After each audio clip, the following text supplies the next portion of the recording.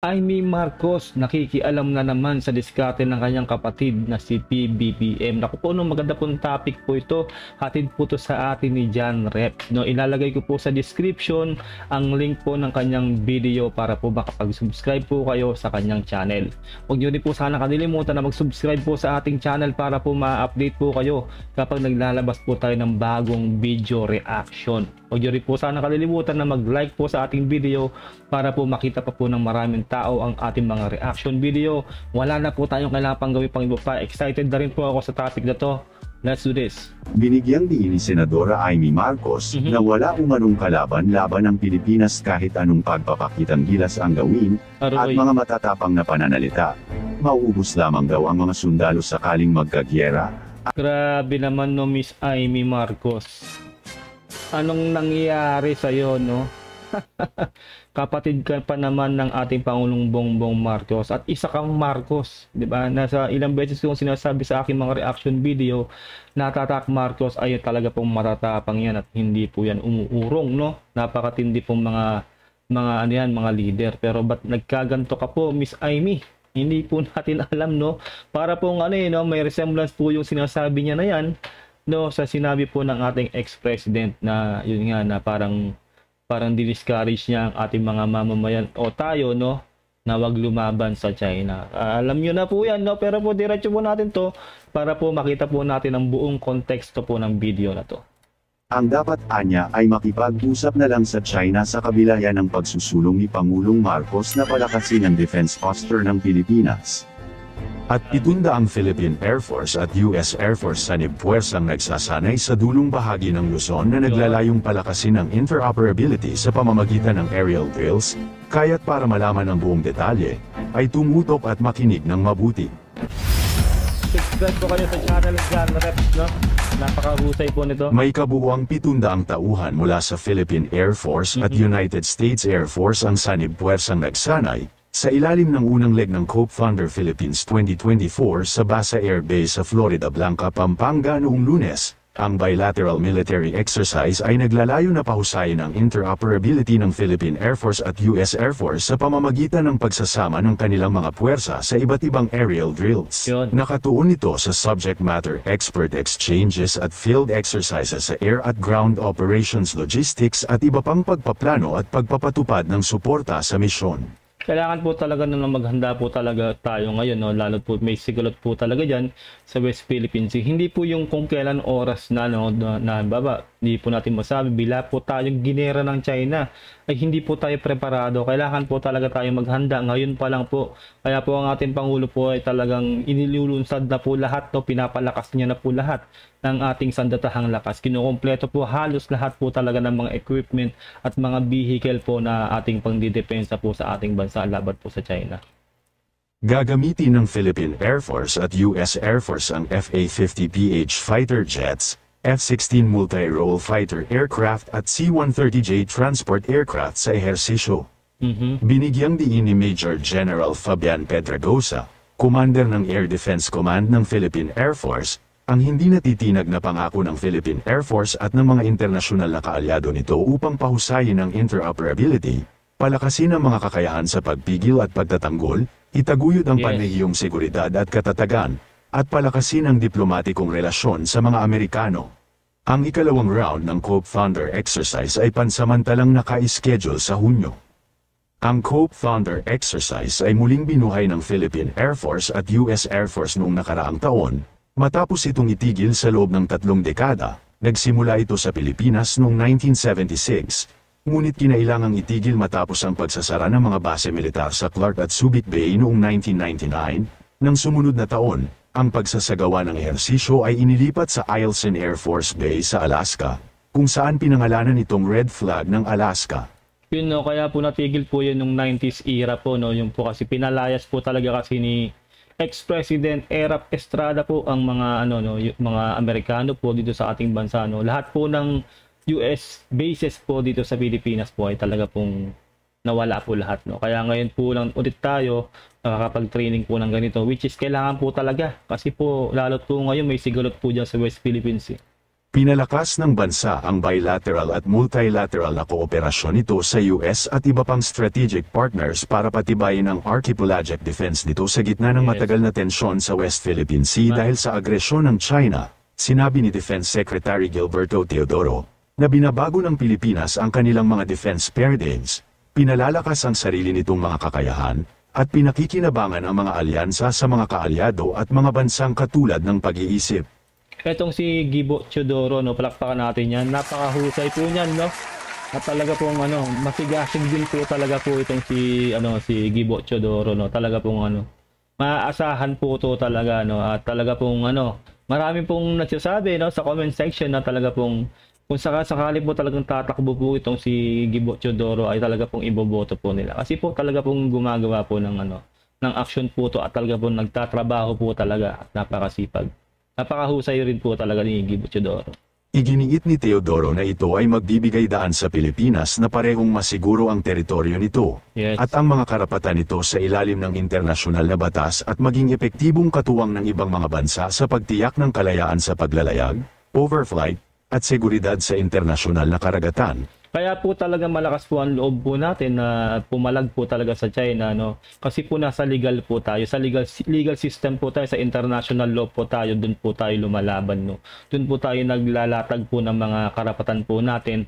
At nakikita naman po kasi talaga ng buong mundo na tayo po ang hinaharas po talaga. Hindi po tayo ang nagkokos po ng gulo dyan sa West Philippine Sea. Kaya po kung talagang dadaan po talaga yan sa international law ay talaga po mananalo po talaga tayo. Mas maganda po yun kaysa po talaga makikipag-pisikalan po tayo sa China. At sa ibang balita naman mga kabayan. Ito na. Binigyang diin ni Senator Amy Marcos na hindi pwedeng makipaggera ang Pilipinas na walang kalaban-laban kahit paanong pagpapagitang gilas at matapang na palita. Nakikita niyo ba yung resemblance niya doon sa ating ex-president? Yung sinasabi ni ex-president, di ba noon na gusto niya ng gera, may mga missile lang China, isang pindot lang nila, ay 7 minutes to 5 minutes lang ay makakarating na sa atin ng kanilang missile, no? Parang tinatakot po tayo. Parang ganito po yun, no? Dinidiscourage po ni Madam Amy ang ating mamamayan o tayong mga mamamayan, no? Dito po sa nangyayaring sigulot po dito sa China, which is maling-mali po yun, no? Kailangan po ay itaas mo ang moral po dapat, no? Itaas mo ang moral ng iyong mga mamamayan, hindi po ibaba. No, sa ginagawa po nito ni Madam Amy ay binababa niya po ang moral nating lahat, no, dito sa sigulot po ng China, which is ang ginagawa po naman ng kanyang kapatid po na ating presidente na si President Bongbong Marcos ay itinataas po ang ating moral. Pinapakita po niya na hindi po tayo maduduwag at hindi po tayo aatras po sa laban na to. No, hindi naman po porque sinabi na tayo ay lalaban ay magkakagera na. 'Di ba? Dinadaan naman po 'yan sa sa magandang proseso, no, sa legal na proseso diyan po sa international law. At yun nga po ang ating Pangulong Bongbong Marcos ay pinapalakas na po ang ating sandatahan, no, para po kung sakasakali po na talaga pong topakin po tong China, no, talaga pong meron po tayong laban para po pinapaganda po niya ang ating mga equipment, ang ating mga vehicle, no, lahat po ng ating panggera ay pinapalakas po ng ating Pangulong Bongbong Marcos. Naghahain din po ng mga budget, no, na kinakausap niya rin po ang mga nakasuportang bansa para po ay suportahan din po tayo sa ating laban na to. Kasi po tayo ay nasa allied nation po, no, marami po nakasuporta po sa ating bansa. Kaya yun po, no, malaking taliwas po ito sa paniniwala o sa panunungkulan po ng ating Pangulong Bongbong Marcos itong ginagawa po ng kanyang kapatid na si Madam Amy, no? Talaga pong hindi ko na po kailangan pong sabihin pa, no? Alam niyo na po kung saan po nakapanig po itong kanyang kapatid na si Amy. Kayo na pong bahala po, no? Kung ano pong iisipin niyo po dito sa topic na to, no? Pagpapakitang gilas at matapang na palita. Ginawa ni Marcos ang pahayag kasabay ng paggunita ng 82nd anniversary ng araw ng kakitingan. Sinabi ni Senator Marcos, hindi nga natin matiyak ang integridad ng ating mga armas at ammunitions production line, pero may mga iba na mistula nag-udyok pa ng gira. Batay sa ulat ng Commission on Audit, nabigo ang government arsenal sa ilalim ng Department of National Defense na makagawa ng sapat na maliliit na armas at bala sa kabila ng paggastos ng halos 455 million pesos mula sa 2023 national budget. Grabe to si Madam Amy, no, talagang din-discourage po ang mga mamamayang Pilipino. Parang sinasabi na wag na tayo lumaban, pagpakakop na lang tayo, gawin na tayong probinsya ng China. Di ba?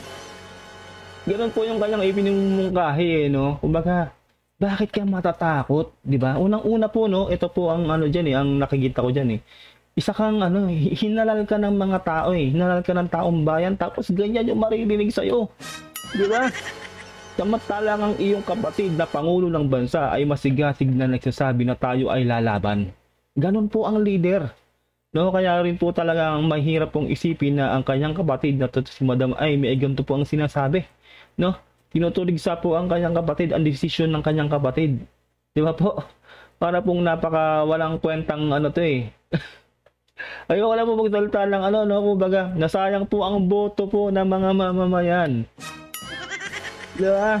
Kung ganito ka na rin lang, di ba? Isipin nyo, parang sinisigundahan niya yung sinabi po noon ng ating ex-president na parang ang dating nga po hindi tayo lalaban dahil hindi natin sila kaya. 'Di ba? Anong klaseng mga leader po yung magsasabi po ng ganun? 'Di ba? Kaya po nako, uulit-ulitin po sa inyo, no? Magising po sana kayo sa katotohanan, no? Na sana sa susunod po na alam niyo na, gawin niyo na po yung mga nararapat, nasa sa atin po ang ang desisyon, no?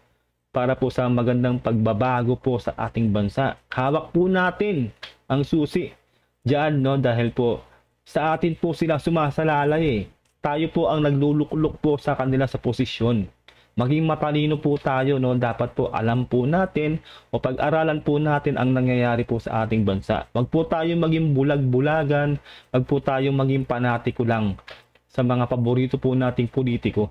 Kasi po dapat doon po tayo lulugar po sa tama at sa makikinabang po ang ating bayan at doon po tayo sa ipaglalaban po ang ating bayan. 'Di ba? Mahiya-hiya po tayo sa ating mga bayani, no? Tulad ni Rizal at ni Bonifacio. Matagal ko na pong sinasabi yan, mahiya po tayo nung namatay po sila ng para sa ating bayan. Ipinaglaban po nila ang ating bayan. Tapos po ngayon po, ang ating mga leader po, no? Karamihan po ng mga leader natin, ganito po ang sinasabi. Nakakahiya po. Kung pwede lang pong bumangon po si Rizal at si Andres Bonifacio, baka pinagbabatukan na sila nung... Di ba po, no? Nasayang po ang pagpapakabayani po ng ating mga bayani kung ganito rin lang ang, kumbaga, magiging leader po natin. Di ba po? Talaga pong po kayo, dapat po kayong gumising sa katotohanan, no? Doon po tayo sa leader na maaasahan at lalaban para ipagtanggol ang ating bayan. Ayon kay Senator Amy, ito ay malungkot na balita dahil nasayang ang pera at posibleng pati buhay ng ating mga pulis at sundalo ay masayang din kapag nauwi sa giyera ang tumataas na tensyon sa pagitan ng Pilipinas at China sa West Philippine Sea. Kaya iginit ng senadora na mapipigilan ang pagdala ng sitwasyon sa pamamagitan ng makabuluhang dialogue sa China. Dialogue sa China? Kakausapin mo ang China? Samantalang noon pa, no, ang ating pinanalunan noon noong 2016, hindi nga yun nire-respeto ng China eh. Paano mo kakausapin ng China? Nilalabag nila yun. Wala silang pakialam. Alam mo ba yun, Miss Amy? Pati ang UNCLOS hindi nila ginagalang. Pati ang teritoryo nga natin eh. Hindi na nga tayo makapagdayag sa sarili nating teritoryo. Hindi nila yun nire-respeto. Diba? So anong saysay ng pakikipag-usap? Alam mo ba yun, Madam Amy?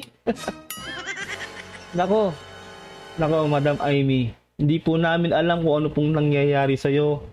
Pero po talaga ay nagpapasalamat na lang din po kami talaga kasi po ang leader po natin ngayon sa Pilipinas ay ang iyong kapatid na si President Bongbong Marcos. May paninindigan po na ipaglaban ng bansa. Nako, hindi po namin maintindihan kung bakit ganyan ka. Kung bakit ganyan ang sinasabi mo, bakit mo kinokontra ang iyong kapatid, no? Well, alam niyo na siguro yan, no? Hindi na kailangan pang i-memorize yan. Diretso na po natin to. Kasabay ng paggunita ng araw na kitingan na muling iginiit ni Marcos ang kahalagahan ng pagbuhay sa Self-Reliant Defense Posture Program na aniyay masyado lang naantala, Yes. kung saan nababayaan na ang pagkakaroon ng sapat na sariling armas para sa ating depensa. Ayun nga po, no, sa topic po na to talaga yung nga inulit ko kanina, no, na talaga pong pinapaganda po ng ating Pangulo. Ang lahat po ng sandatahan na yan, yun po yung sinasabi po ni Madam Amy po, ay ginagawa na po yun ng paraan ng ating Pangulo. Di ba po? Yun nga po, ulitin ko na naman, no, magkakaroon nga rin po tayo ng submarine for the first time ever in Philippine history. Di ba? Yun po ay ginagawa po ng ating Pangulo ngayon, di ba? Hindi ba niya naiintindihan yun na ginagawa ang lahat ng kanyang kapatid para palakasin po ang ating sandatahang lakas? Para po kung sakali may mananakop o may magsisimula pong umatake po sa atin, tayo po ay may laban. No? Kasi po hindi naman po talaga tayo pwedeng dumepende lang sa ibang bansa. At least po kahit papano, kung sakasakali meron po talaga tayong laban. Diba? Kung tayo atakihin ng China. Kaya yun po, no? Alam niyo na po yan, hindi na kailangan pong i-memorize lahat yan. Marami pa po tayong pag-uusapan sa mga susunod ko pa pong reaction video. Didiretso na po natin to kasi po medyo po nakakadismaya po talaga ang statement po ni Madam Amy. Bagamat medyo tagilid sa suporta, kumpiyansa pa rin si Senator Ronald Bato de la Rosa na lulusot sa Senado ang panukalang Mandatory Reserve Officers Training Bill. Pag-aamin ni de la Rosa, patuloy ang kanyang paghingi ng update sa galaw ng Senate Bill 2034 sa Senado dahil Setyembre pa ng nakaraang taon ito huling tinalakay. Ako para sa akin po, no, ako po ay pabor po dito sa ROTC para po mapaghandaan po yan, no, lalong-lalo na po ng ating mga kabataan, no, na para mayroon po tayong kaalaman sa pagdepensa po sa ating bansa, no, kasi po lalo po ngayon, no, na mayroon po tension dyan sa West Philippine Sea, kailangan po magkakaroon tayo ng training dyan sa ano na yan, no. Kung ako nga po, kung maibabalik ko lang, no, yung panahon, no, talaga pong magti-training rin po ako ng ROTC na yan talaga. Kasi po sa amin noon, ay ang inabutan po namin noon ay C80, no? Sa mga ano, yung mga talaga po nakaabot po ng ROTC na yan, ay yung talaga po medyo mga 60 pataas na po ang edad, di ba, mga ganoon, 50 pataas, 60. Ay ako po ay nasa ano pa lang po ako, papunta pa lang po ako sa 5 dekadang nabubuhay sa mundo, no? Hindi po natin inabot yan, no, yung ROTC. Pero po kung ako po ang tatanungin, pabor po talaga ako dyan. Kayo, pabor po ba kayo sa ROTC? I-comment nyo sa baba kung pabor ka o hindi para po maganda pong topic po yan dyan sa comment section, no? Kasi po talaga po, dapat po talaga para sa akin, no, opinion ko na po na maging handa po tayo dito at ang ating mga kabataan, no, na ano na pwede pong mag-training o para maihanda po kung sakaling magkakaroon po ng sigalot po sa ating bayan. Kaugnay nito, nangako naman si Senate President Juan Miguel Zubiri na ipaprioridad ng mataas na kapulungan ang debate sa ROTC Bill sa Mayo at saka pagbobotohan. Sa ngayon, nasa ikalawang pagbasa ng Senado ang naturang panukala na kabilang sa priority bills ng Marcos administration. Ayun ang bagamat mahihirapan nga po talaga na maipasa yan, no? Pero hopefully sana, ako po talaga, no, iba-iba po tayong opinion pagdating dyan, ako po, pabor po ako dyan sa ROTC. Lang sa priority bills ng Marcos administration. Matipid na no comment ang naging sagot ni Vice President Sara Duterte nang tanungin ang kanyang pananaw sa tumitinding issue sa West Philippine Sea. Taliwas ito sa pagbigay ni VP Sara ng mensahe at pagdalo sa prayer rally upang suportahan si Pastor Apollo Kibuloy. Matatanda ang binatikos ng Akbayan Party List si Duterte dahil sa kanyang pananahimik sa West Philippine Sea issue. Ito pa, no? Ito pa. Isa pa tong ating Vice Presidente. Grabe, alam na alam nyo na, no? Alam nyo na yung mga adhikain nitong mga to, no? Kumbaga, yun nga po, ulitin ko, no? Anong klase pong leader yung ganyan? Binobomba ka ng tubig yung iyong mga mamamayan, di ba? Nasampul ko pa nga, di ba, ang nasabi ko sa aking nakaraang reaction video na siya ang nanay po natin kasi po siya ang ating Vice Presidente, tayo po ang kanyang anak. Nasampul ko po yun, di ba, na tipong halimbawa po, no, tayo po ay anak niya, no, binubuli-buli po tayo sa school. At sasabihin niya na lang po dun sa magulang nung bumubuli sa atin ay no comment. Ay lako. Ang dami ko po pong pwedeng example po dito sa sitwasyon na to, no? Pero po talaga pong kailangan po talaga niyang bumoses dito. Kailangan po niyang sabihin po yung saloobin niya sa nangyayari po dito po sa ating sigalot po sa China. Pero tila po talaga sarado po ang kanyang bibig, no comment nga raw po eh. Alam niyo na rin po yan, no? Naku po mga kababayan ko, gising po. Yun lang po sasabihin ko, huling sasabihin ko, no? Gumising po kayo. Kaya nangangahulugang hindi nito prioridad ang natulang issue. Binigyang di Ayun po, no, atin pong napanood at nagawan po ng reaction video itong video na to, no. Ano pong may comment niyo po dito sa topic po na to tungkol po kay Madam Amy doon po sa pagkanyang disagree sa kanyang kapatid, no. At dito rin po sa issue po ni ating Vice President Sara, doon po sa kanyang no comment, no. I-comment nyo na lang po sa baba kung ano po nararamdaman nyo sa topic po na to, at huwag nyo po sanang kalilimutan na mag-subscribe po sa aking channel para po ma-update kayo kapag naglalabas po tayong ganitong mga video. Ingat po kayo lahat, until next time, God bless and peace out. Bye.